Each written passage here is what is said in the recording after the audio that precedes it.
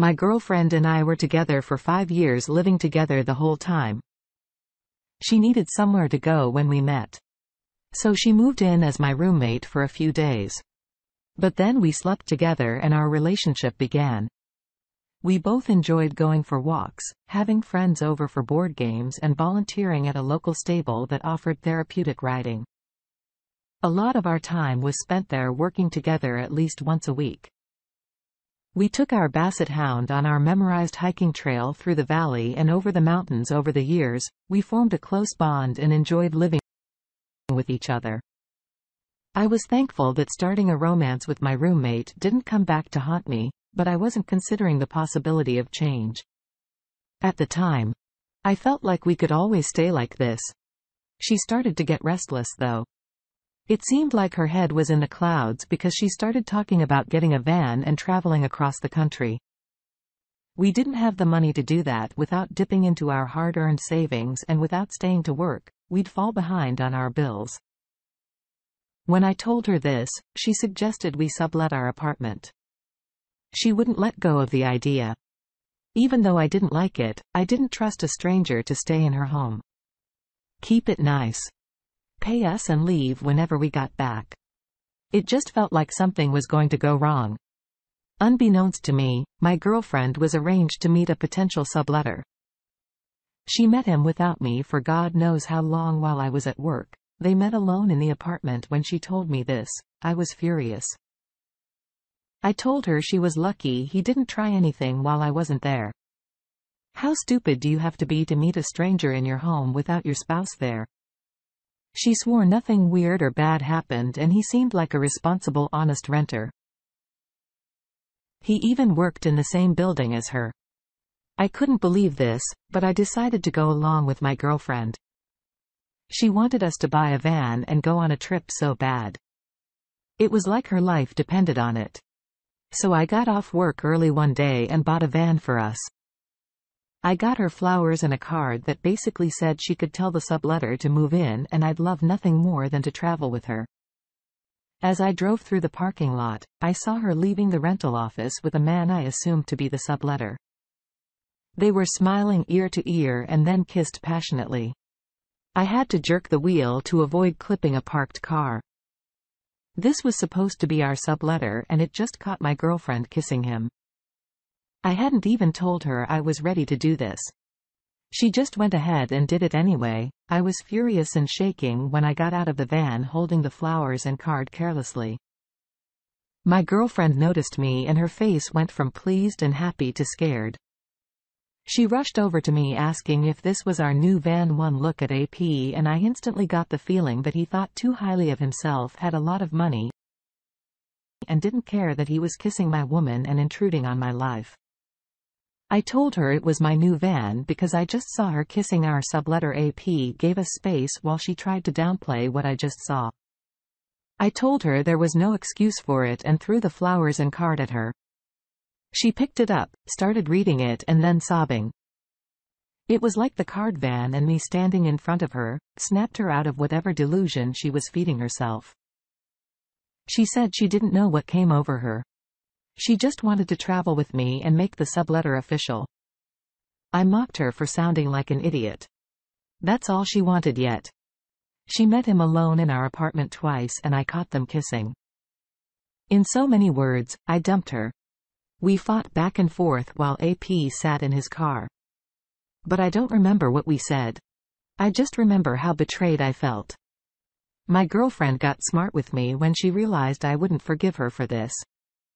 She said she didn't have to leave because her name was on the lease, but that she would give me some space to get over what just happened.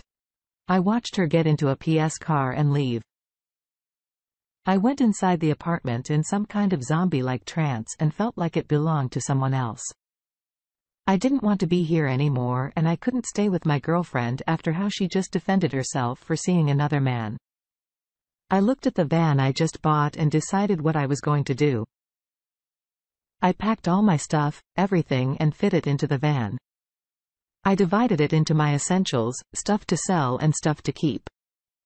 I put my apartment key under the mat, carried my Basset Hound to the van and left.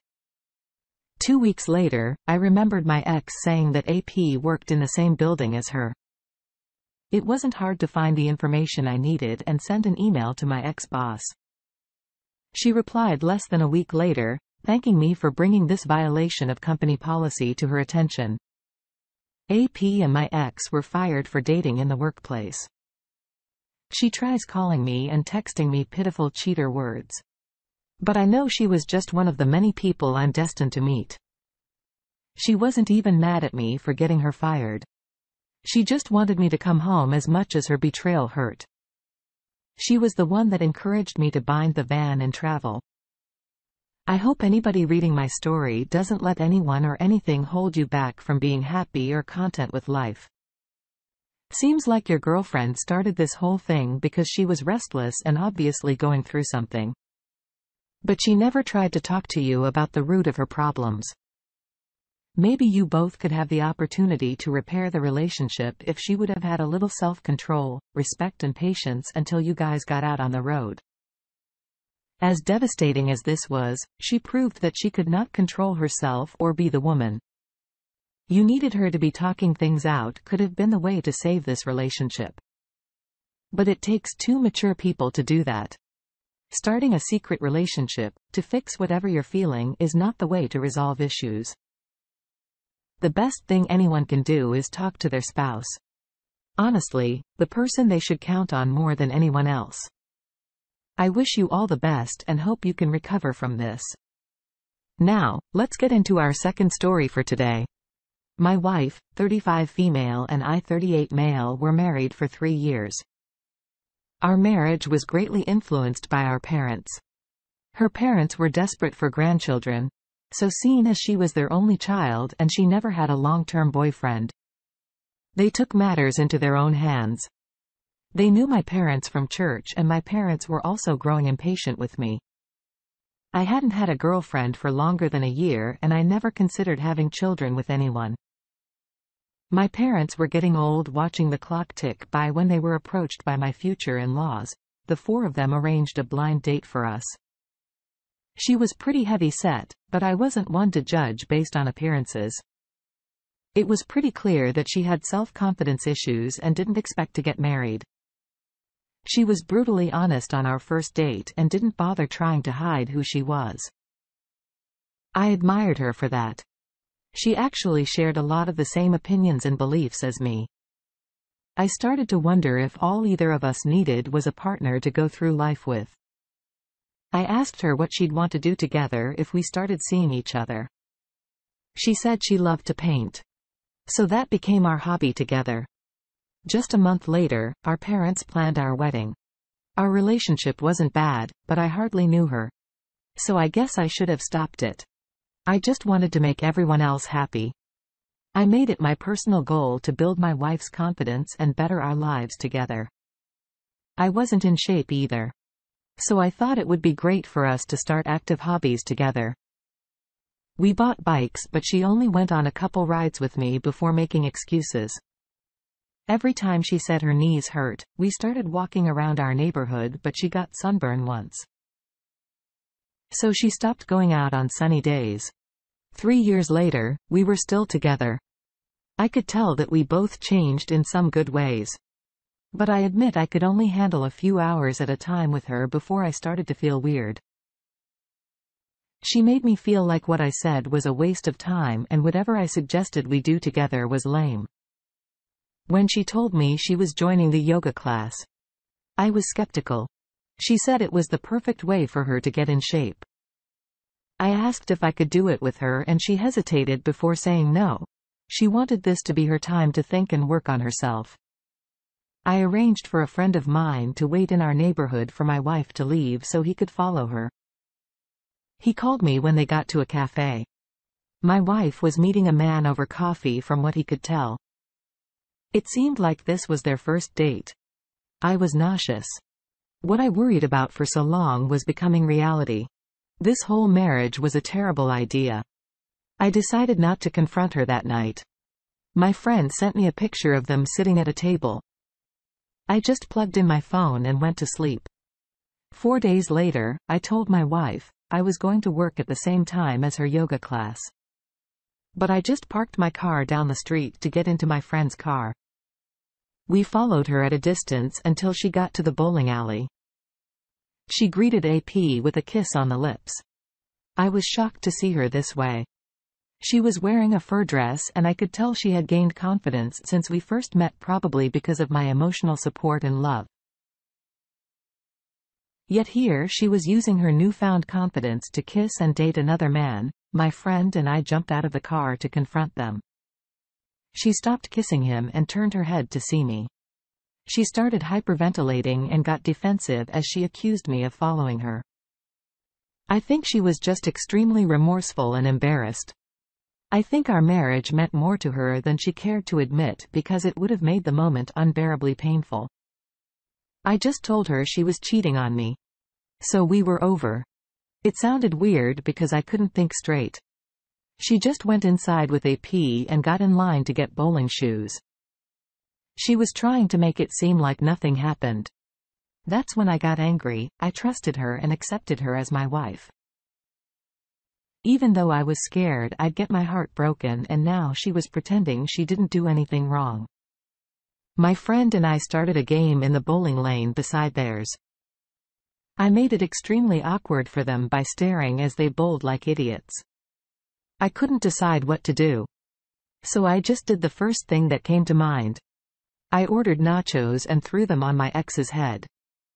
She screamed and whined, and boulders around us were very amused. AP told my nacho-covered ex that he was going to see other people and left. It was extremely satisfying to follow my friend out of there without regard to my ex getting the cheese out of her hair. I filed for divorce and it was a nightmare for our parents. I felt worse for them than myself, but I was glad we didn't have kids together. She tried calling me and even talking to me in person, even though she said extremely intimate and honest things like giving me credit for her maturity and growth. It didn't matter to me. She still had growing up to do because she cheated on me. I did what I could for her, but I wanted the opportunity to meet someone else. It's been years since this happened, and I'm happy to say that I were married and had children with my new wife. My parents are happy grandparents and I have a wife I can be proud of. The only reason she started seeing and kissing another man is because she was selfish. She didn't consider how you would feel or the fact that you were her husband.